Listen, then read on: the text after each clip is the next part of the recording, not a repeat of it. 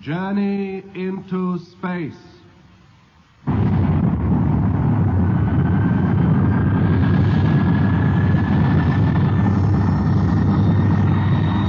The Return from Mars by Charles Chilton.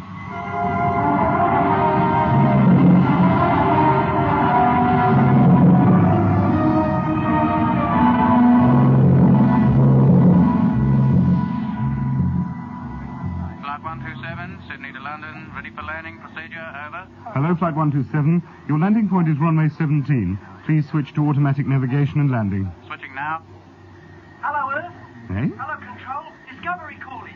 What was that? I didn't say anything. I think we have some interference. Hello, Control. Receiving you strength 3. Whoever you are, you're interfering with London landing control. Please check your transmitter frequency and clear this channel. Did you say landing control? Yes. Oh, good. This is Discovery. Who? The Discovery. Flagship of the Martian fleet. On its way home. Hey, Harry, look at a fellow on here thinks he's the flagship of a Martian fleet. Somebody's having you Well, on. listen. Hello, Earth. Discovery calling. Come in, please. Get the supervisor. Right. Hello, Flight 127. We're definitely receiving interference. Will you please switch to channel 7 and request landing procedure from there? Message understood. Thank you. Hello, Discovery. Supervisor, London Centre Air Control calling. Hello, Control. Receiving you strength 4. You've come up on the wrong frequency and are causing serious interference. Will you please retune your transmitter and clear this channel? I'll be delighted if you could tell me which frequency to tune to. Your allocated control frequency. God, done that. Tried to raise them for 2 days. No reply. 2 days? Which control centre were you calling? Horseshoe Range, Northern Territory, Australia. Australia? Are you sure? That's the one I always use. Hang on, I'll check the station lists. Horseshoe Range, did he say? Yes, Northern Territory. Oh, here it is. Wait a minute. Well, There was such a place. was? It was closed down 30 years ago. What? Whoever it is out there is not going to get any landing help from Horseshoe. Hello, Discovery. Go ahead. Are you the captain of your aircraft? No, and we're not an aircraft. We're a spacecraft. Can I have a word with your captain? Certainly. Hello, Control. Captain Morgan here. What's the trouble? It appears you are calling on a disused frequency. It's the one we were allocated. When did you last use it? When we left Mars for home about 6 years ago. 6 years to get from Mars? Did you go by way of Pluto? Well, we're not sure how long we've been away, but in less than 24 hours from now, we'll be entering the Earth's atmosphere and looking for a landing place. You have automatic navigation and landing system. ASN method. Never heard of it. The very latest thing when we left Earth. I'll have to refer this matter to Central Command. Can you let me have a few more details about yourself and your crew, your ship, for identification purposes? Certainly. I am Captain Jet Morgan. This is the Discovery, flagship of the former Martian fleet. My crew consists of Dr. Matthews, Flight Engineer Mitchell, and Radio Operator Barnett. Thank you. I'll call you again in a few minutes. Morgan? Did he say Jet Morgan? Yes. Well, I've heard of him. Oh? He's a big hero in his day.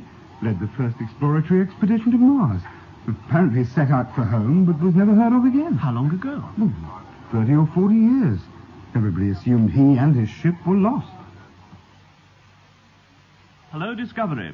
Receiving you, strength 5. I've spoken to Central Command. This is what you must do. Retune to your old control frequency. They will listen out for you and give you full instructions for landing. At Horseshoe? No, that is no longer in use. They will allocate another landing point somewhere else in Australia. You will then be brought to London by stratoship. What's that? It's part airplane, part spaceship. Best thing for long-distance earthbound flights. Air travel seems to have forged ahead while we've been away. But thank you for your information. We'll do as you say. Good luck. Is it really them? Jet Morgan and his crew? Back from the dead? We'll know tomorrow, if they make a safe landing.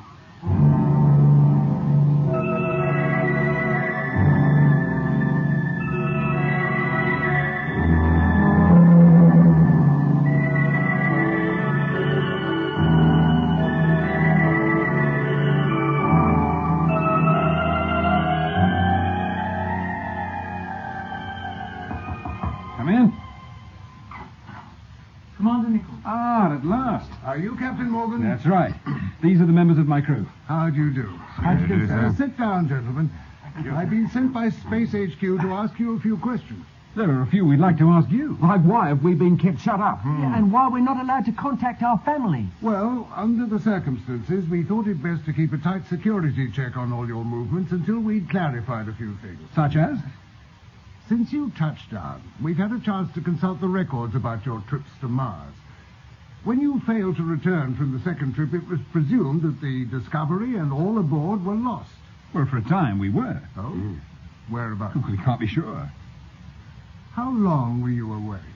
6 or 7 years, including the time taken to return from Mars to Earth, we believe. You seem rather vague as to time. Yes. Why? Well, after we landed on Mars, we spent a few months on and around the planet until the invasion threat was neutralized and then set out for home. That's right. It was then we got lost, confused, not only as to our physical position in space, but as to our awareness of time. A very critical loss to an astronaut.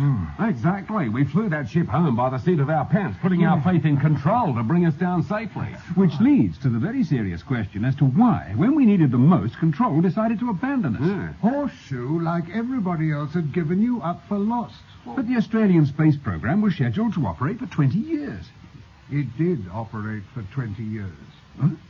At the end of that time, a new space operations site was opened on the Barclay Plateau. I'm sorry, Commander, I don't follow you. Captain Morgan, can you tell me what year this is? Not to the precise day or week. Or even which century? I don't really understand the question, but the 20th century, of course. No. This is the year 2026. 2026? It's the time warp. We didn't travel far enough.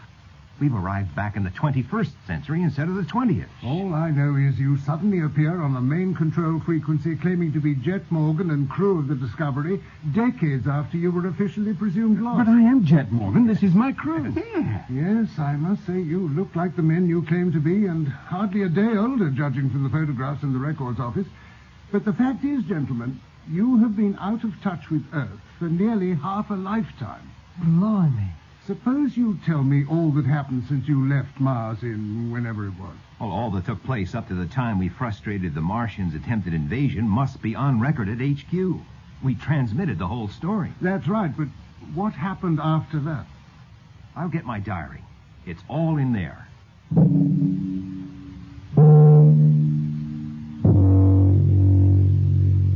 It was immediately after leaving the big asteroid where we had been held prisoner that things began to go wrong. We're about to take off for the 8-month journey home.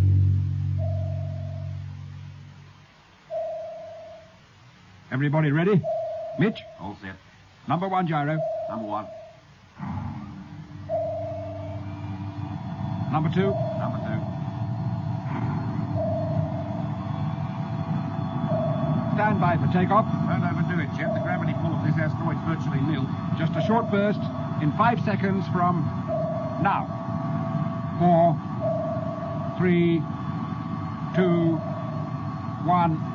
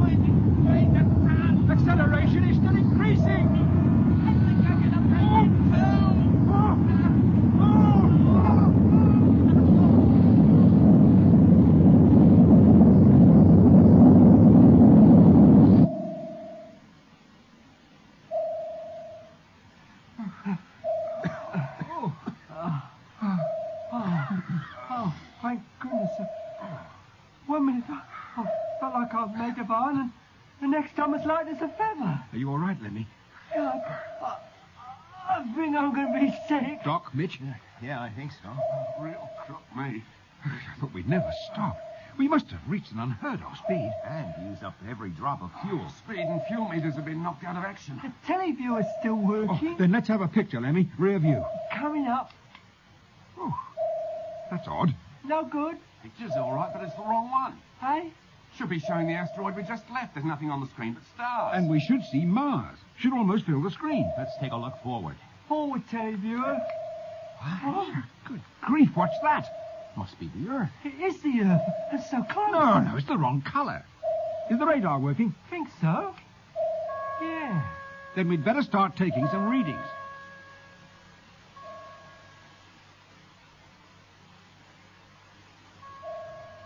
Well, I can't figure out what the heck's happened to us.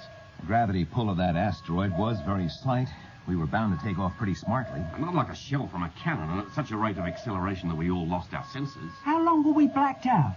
Well, more than a few minutes, I'd say, until the emergency fuel cut came into operation. But in that short time, we appear to have traveled millions of miles. And are heading straight for a planet none of us recognizes. It's less than 90,000 miles away. We can land on it, can't we? Like we intended to land on Earth. It certainly has an atmosphere. If it's dense enough, we could accomplish a landing. And how do we maneuver the ship? You think we used up all the fuel? More than likely. Only way to tell is to go down and inspect the tanks. I'll come with you. While you're in the hold, I'll take a look outside, see if we've suffered any damage. Careful, Jet. Make sure you're securely hitched. Okay, Doc. We're ready to come in. You can close the lock.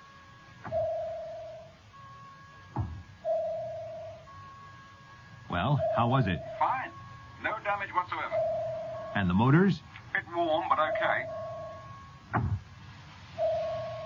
How about fuel? Enough to make a landing. The fuel cut must have operated very snappily.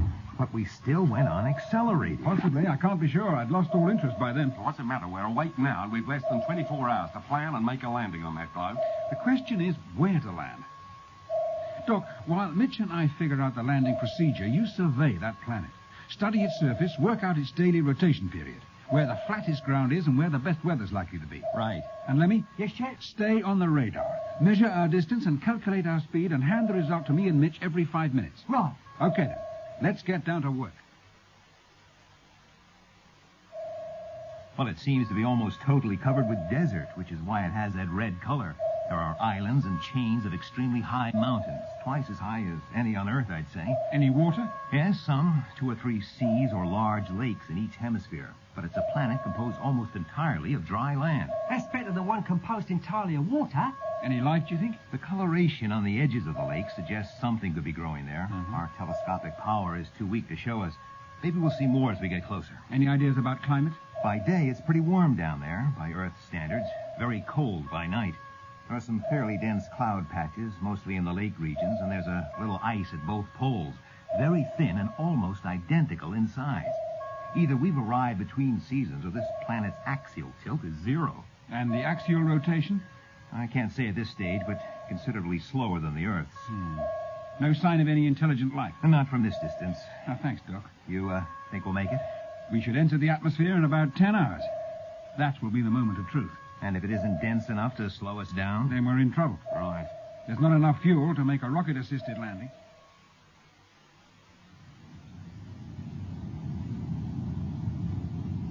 Over daylight once more. Course, Mitch? Steady as she goes. Height? 20,000. I think we should go in. Well, now's the time if we want to choose the landing place. Delay could mean being forced to land on the dark side. Right. Can you hear me in the cabin? Yes, Jet. Take up stations. We're going to land. Where? About 50 degrees north of the equator. Near the lake, just south of the big mountains. Good luck. Then here we go. Put her nose down for a nice, gentle descent. Speed 205. 210.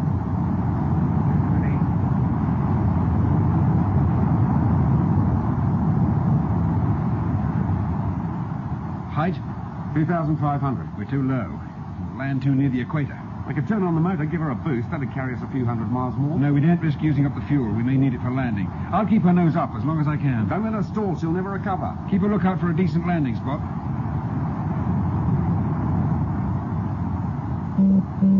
There's a tall warning. I can hear it. Height 1,200. The ground's soft. We'll tip up on our nose for sure. Pancake landing's the only answer.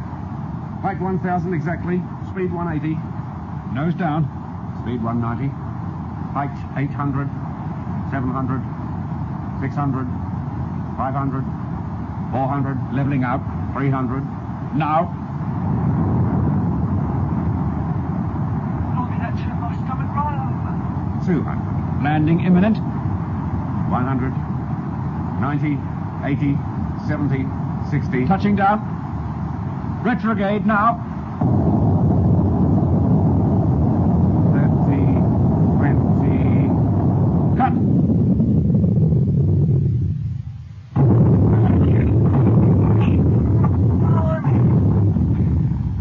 Well, we're down. With a heavy list to start with. Yeah, sorry about that. Is the ship damaged? If it is, it'll be the undercarriage.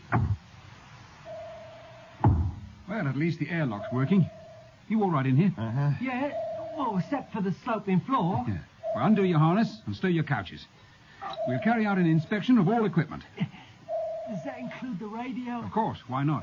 Well, I don't see how anyone would be calling us in this place. There was no sign of intelligent life on any part of this planet that I saw. Maybe. But all parts of the ship should be in full working order. Right. So we'll check the radio, and we'll keep a listening out watch from time to time. Well, there doesn't seem to be any internal damage. How about outside? 2 will go. We'll draw lots. They will test the atmosphere, find out why we have this list. Well, here are the straws. Draw one each. 2 short ones go. Oh, It's me and Lemmy. just my luck. Come on, get your suit on. The sooner we get it over, the better. Hello, Doc? How you doing? We've just touched down. Good. Come forward a bit so we can see you on the televiewer. What's the ground like? Soft, sandy, just like an earth desert. A lot redder and nothing but sand. As far as you can see, it's nothing growing. No, too dry for that. What about the temperature? 24, 25 degrees. Quite safe to take our helmets off, I think. What do you see, Mitch? I've gone round 360 degrees, nothing but sand on the peaks of tall mountains showing above the horizon. Not a thing moving. Okay, Doc. You can take your helmets off one at a time. That's nice. Lovely fresh air. Ain't that sun hot? It must be real warm here during the day. And we thought this would be the cool of the evening. Can you make it to the starboard side? Oh, sure. Round you go, then.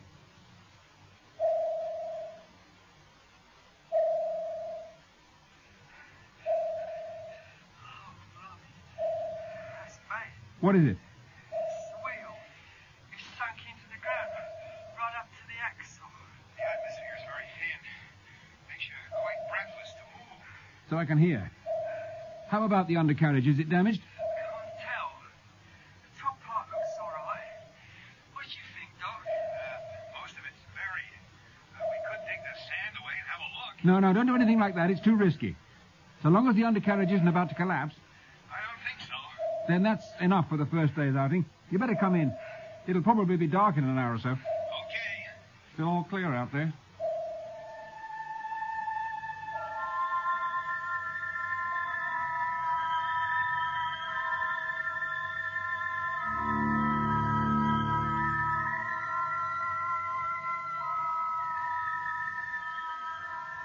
Hey, Jack. Something wrong? Well, yeah. And then no. What is it? It's not on the ground. It's in the sky. Where? The stars. Stars. You're supposed to be keeping watch on the surrounding terrain, not stargazing. Well, I couldn't help it. They're shining through the glass so brightly, and there's so many of them. So? Well, I was trying to see which was the brightest in that group on the horizon, and counting how many there were, when I noticed that the really bright ones formed a familiar shape. Well, almost. What shape? The plough, the bear. Oh, yes. With the 2 stars pointing at the pole star, except that because the top one, Dupé. Dubé, yeah, a shifted look. They don't point to the pole anymore. Yes, you're right. And there's the little bear. But that's not quite the right shape either. Why's that, you think? All I can think of is that this planet's part of our own solar system. Then which planet we on? I wish I knew. Only red planet I know's Mars. We've been on that. It didn't look anything like this. I don't think we're on Mars. It can't be Earth.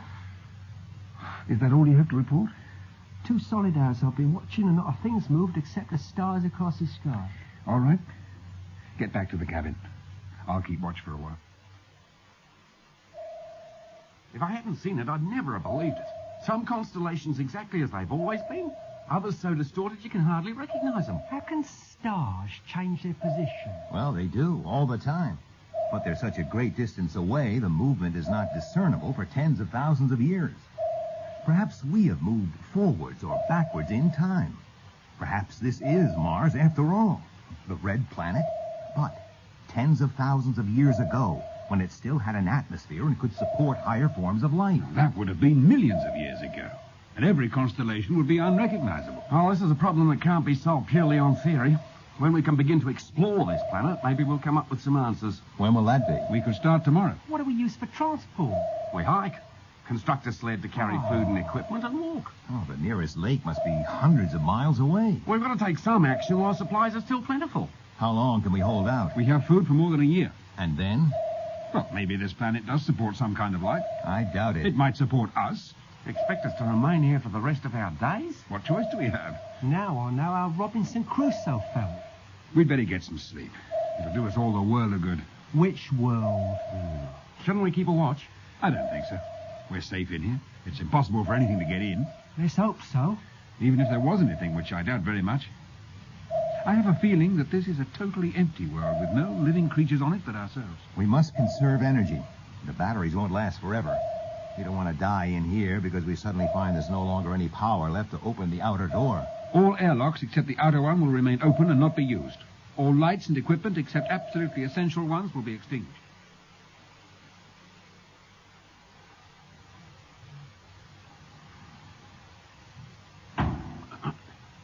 What was that?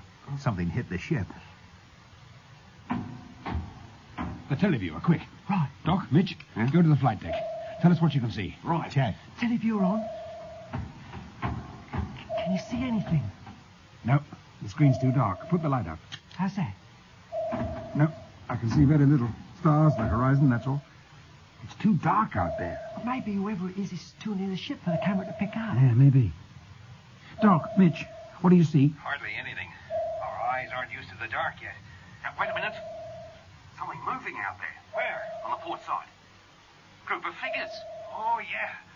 I can just see them. What do they look like? Bears. Bears? Yes. They just stood up on their hind legs and launched a shower of rocks at us. Doc, I'm coming out. Come in, will you? Take over the televiewer. Right. Right, Mitch, where are they? They were on the port. They've vanished now. They really look like bears. They did when crouching on all fours, but they stood up to fire the missiles. Fire? Well, they've got some kind of gadget to fire them with, but no explosions. Then they must be creatures of some intelligence. Yeah, obviously. What's that? Where? Straight ahead. That's them, isn't it? Yeah. If we switch on the landing lights, they'll be directly in the beams. They'll use up a lot of battery. We'll only turn them on for a couple of seconds. Cripes, they're shooting at us. How do they know we're in here? They must have eyes like cats. I'm going to switch on the light. Now. Hey, look, running for their lives. Well, they aren't bears. They're two-legged creatures wrapped up against the night cold. It must be well below zero out there. I've gone. Switch off. They didn't like the light, did they? Ran like a devil. Yeah, will they be back? In daylight, I hope. I'd like to have a good look at them. At least they're no real threat. How do you know? All they did was shoot stones at us. Couldn't do any real harm. Unless we met them outside during one of your proposed expeditions. Ah, yeah. Let's get back to the main cabin.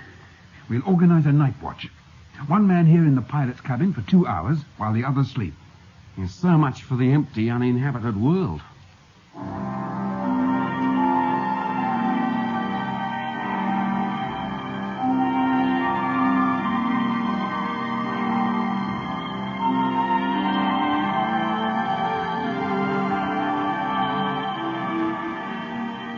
When you've finished your breakfast, Doc, you can relieve Lemmy in the pilot's cabin. Yes, Jet. You find you get very hungry, I do. Like I haven't eaten for a week. Well, it was a long night.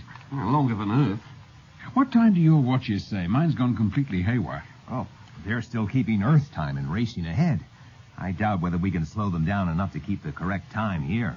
Maybe we can get the ship's clock to go slowly enough. We can check the time from the sun each day at noon. Jet, something approaching. Coming, Lemmy. Where are they? Not them. It. Coming over the mountain. It's a flying saucer. What? Where? See the tallest peak? Yes. Below that. Between it and us. Oh, yes.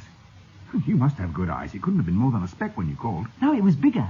It was hovering over the mountains and then headed this way like it'd been looking for us and then sighted us. Dog, turn on the televiewer. See what you make of a flying machine heading this way from the port side. Right. It's almost here. Can you see it? Got it in full view. Stops and starts like a hoverfly. Incredible control. It's coming down. I don't think this is going to be frightened away by a flash of landing lights. That door's opening.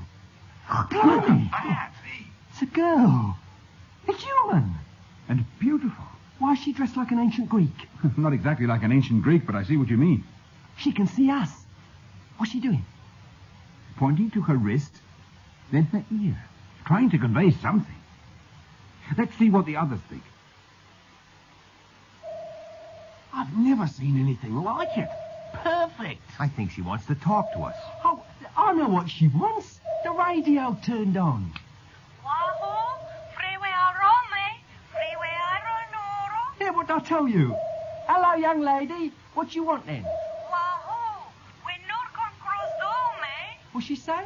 Freeway Otazvo! That's more double than Dutch. Casas Cross! She wants us to go outside. Eh? Oh, what else do those gestures mean? Is it safe to go out? Well, she certainly isn't throwing stones at us. Here, I'll go. No, you went before. Give someone else a turn. Eh? I mean, well, we must all share the risks equally, and you did your bit yesterday. I haven't been out either. Well, why don't you both go? Well, maybe she's concealing some secret weapon. With a figure like that? Where does she keep it? Oh, now she's gone back to her ship. Come on, Mitch. We've got to make contact sometime.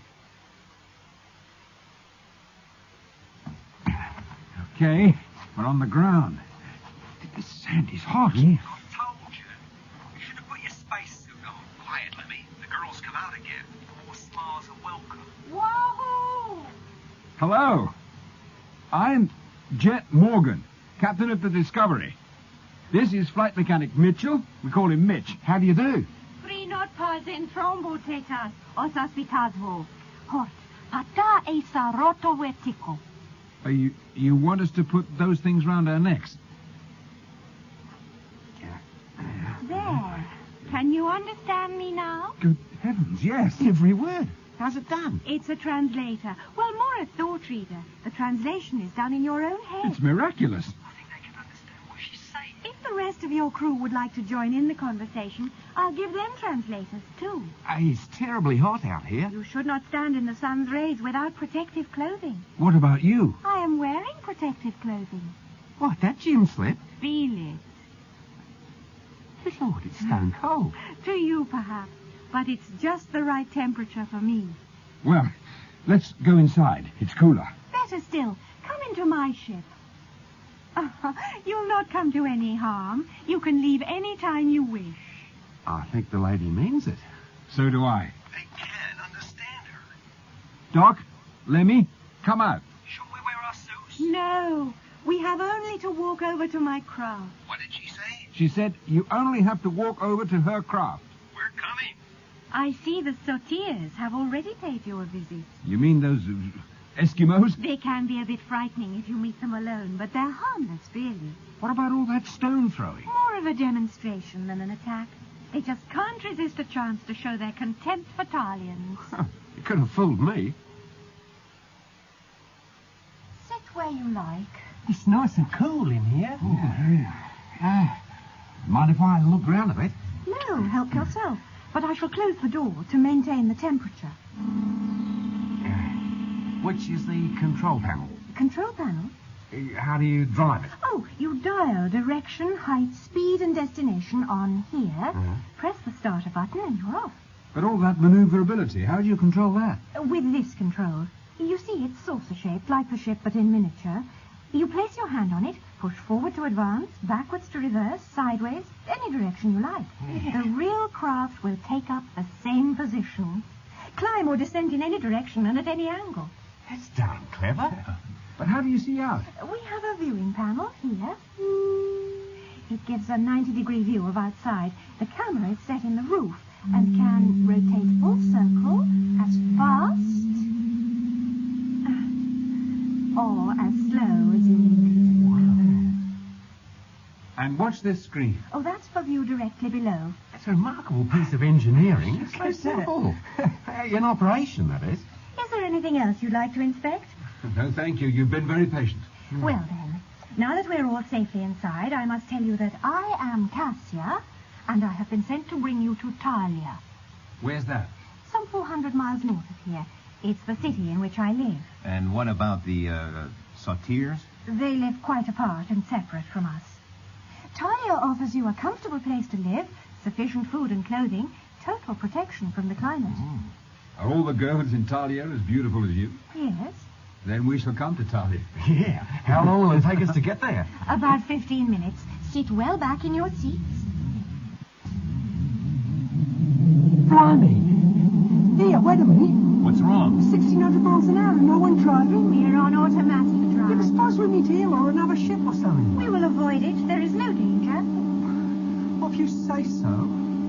When we landed on this planet, it seemed completely devoid of life. It almost is. When we first saw it, we thought it was Earth. Is that where you were from, Earth? What do you call this planet?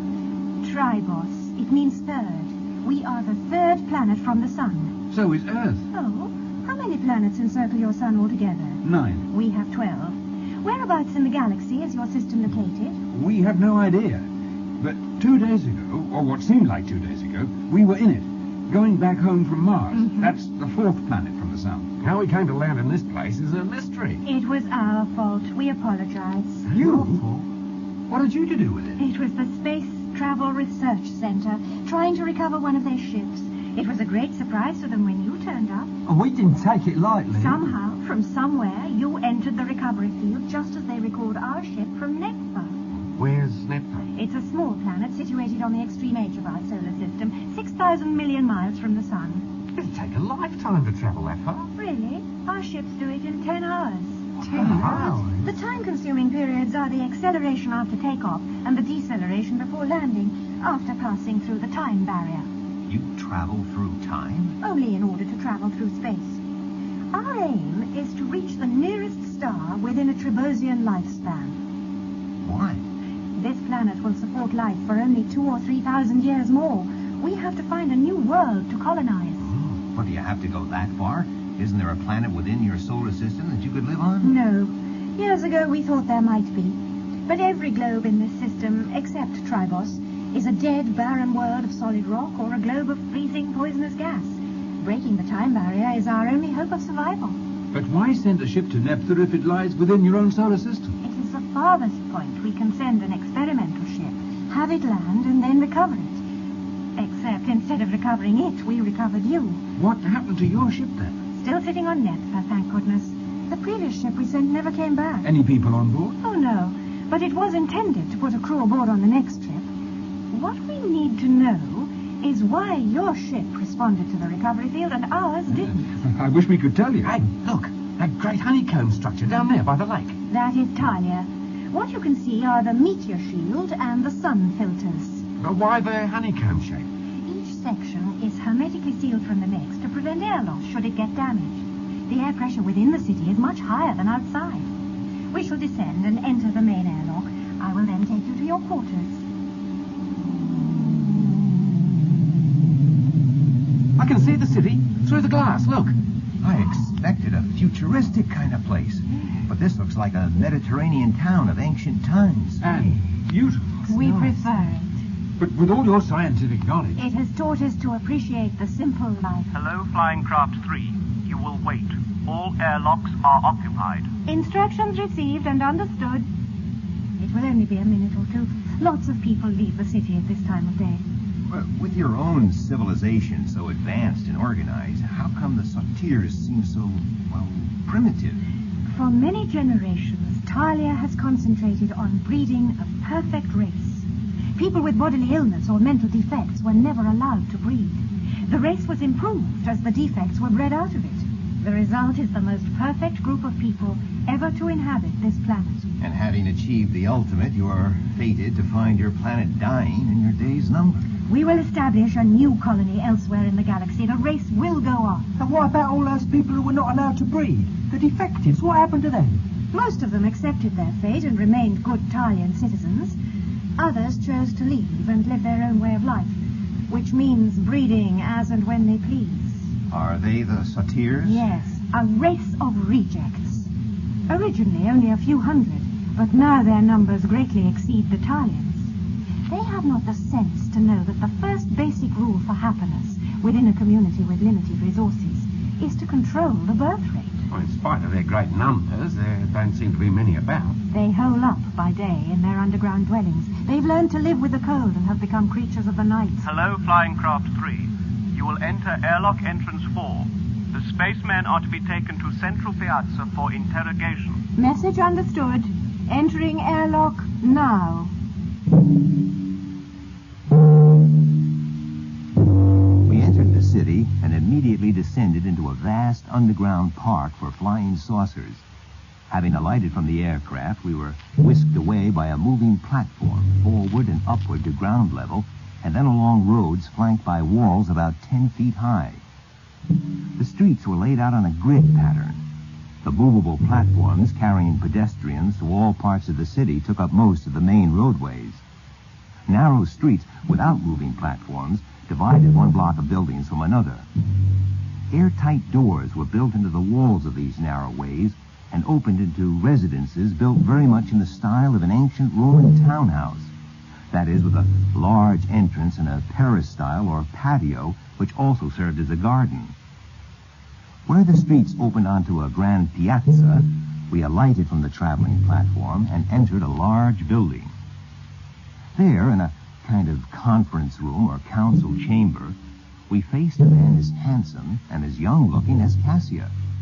He questioned us for what seemed to be hours on who we were, where we had come from, and where we were headed before the recovery field engulfed us and brought us, somewhat violently, to Tribos.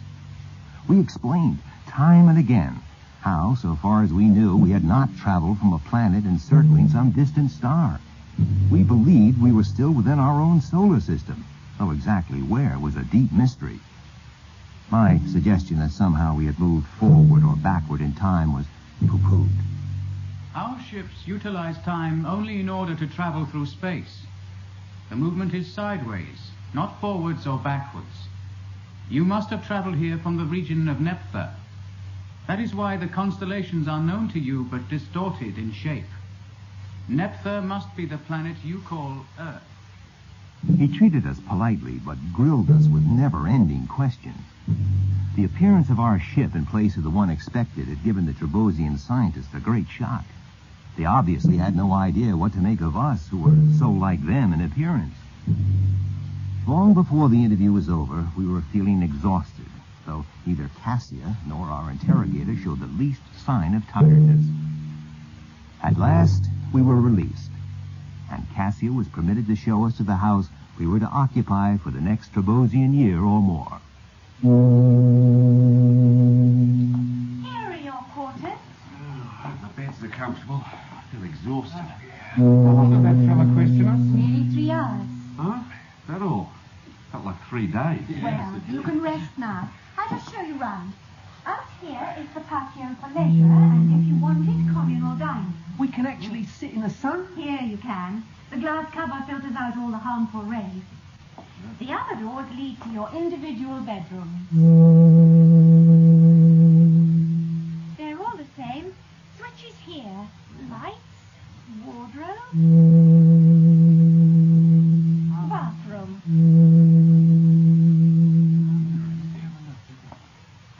Is that the shower? Yes. There. Not much of a shower, that's just a thin jet of water. Oh, it's not water. Water for washing is against the law. It is cleansing oil. Are you that short of water? Not for immediate use, but we have to think 100 years ahead. Our water supply is rapidly vaporizing away. This all smells good. I'll leave you to refresh yourselves. Oh, wait a minute. Yes? Let me come with you. I'll be back soon. Just to see you to the door. Well, if you must. Well, I'll get to my room, have a little sleep. I don't know why I feel so tired. Yeah, me too, Doc. See you in a couple of hours. Hey, Lenny, wake up. What time is it? The time you were up, Cassia's back and waiting to escort us to the Space Council. But what's all this fancy dress? This is the clothing issue. You'll find yours in the wardrobe. They're very comfortable. I'll be up just as soon as I shower. Then hurry up. Cassia's waiting. Which one was the bathroom button? Second from right. Oh. Video phone service. Blimey. Who are you? Video phone. You rang? Yeah, I thought I was opening the bathroom door. Button number 2. Oh, thanks. Where's he gone? Video phone service. Was there something else? Which button is for wardrobe? 4. 2, 3...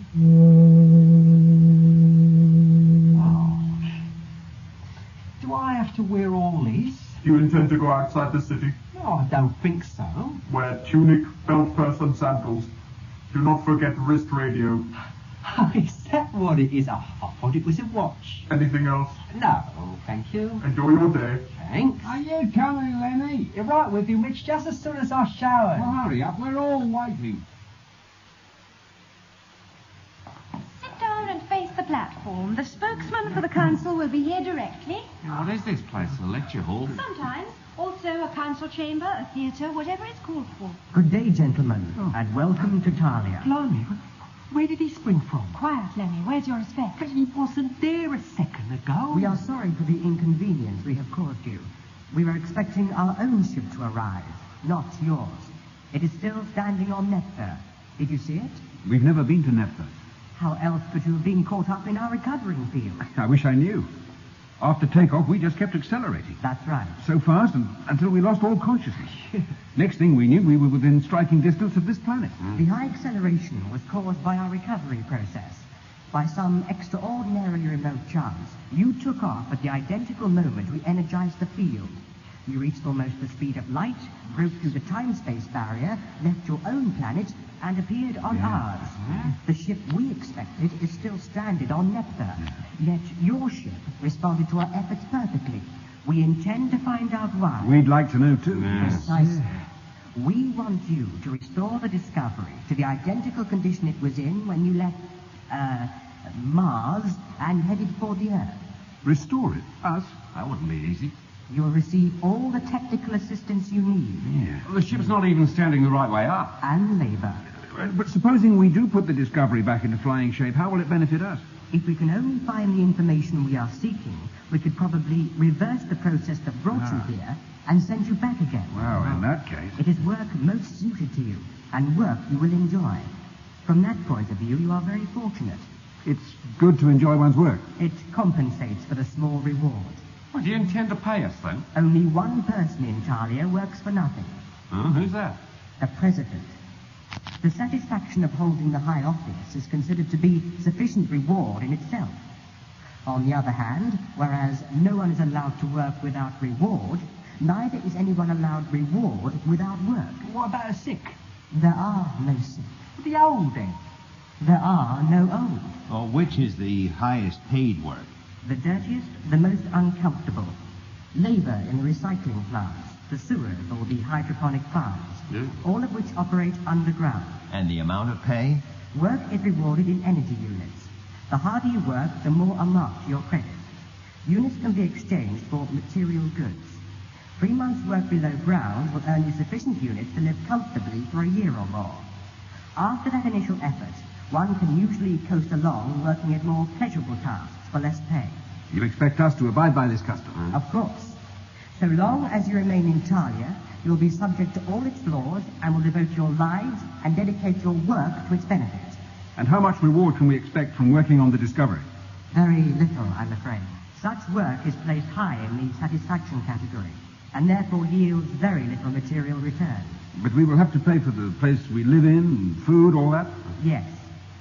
So we can't start work on the ship until we've earned our basic keep. We require you to begin work immediately. But 3 of you will work on the ship. The 4th will take up some employment and earn the bodily needs and comforts of the others. You start tomorrow. Transport to the site will be supplied and will leave at daybreak. Inform your guide of any difficulties. She is there to assist you. Yes. Thank you, gentlemen, and good work. What? He's gone. As quick as he came. The interview is over. He looks so real. What we saw was a picture. He was in another part of the city. We must leave now. I'll escort you back to your house. Did he mean what he said about dividing the work between us? Oh, yes. You would not remain here long if you worked only at the things you enjoyed. One of you will have to earn sufficient units for all. Well, don't all look at me. The radio needs refitting too. Yes, Lemmy, but it's the least important. And it can be left till last. So while you lot are enjoying yourselves, I'll go work in the salt mine. As soon as we've made sufficient progress for you to start on the radio, one of us will take your place. Yeah. I suppose we got to do what that geezer says. Yes. Of course. Well, I mean, we could refuse, couldn't we? Yes. But you would have to leave Talia and be banned from entering it or any Trebosian city again. Isn't there somewhere else for us to go? Oh, yes, the planet is large. There's plenty of room. But very inhospitable. Very. And no Cassia to look after us. No. We shall stay here. Does that answer all your questions, Lemmy? Yeah. Good. Now you get a little rest. We'll prepare a nice dinner for you. Oh, thanks. Chin up, Lemmy. Yeah, it's easy to say chin up. Chin up already. Now, Video phone service. yeah, you've got an employment office. What kind of employment are you seeking? The kind of place the biggest wages. I've got 3 dependents to keep. You will have to work hard and long to support 3. Yeah, I know. For employment department, you take the red track to the Piazza of Sciences. Change from the blue track to the Piazza of Occupations. There you will be allocated work. Thanks. And given your protective clothing. Hey? Do not forget your wrist radio. Yeah, I wouldn't mind having your job. That seems nice and cushy. Nobody can have my job. I do not exist. What? I am only a computer, programmed to answer countless questions. You're not a real man? An image on a screen. I can assume any shape you wish. All right, be a monkey. What is a monkey? I am not programmed for monkeys. Oh. Well, a sot here then.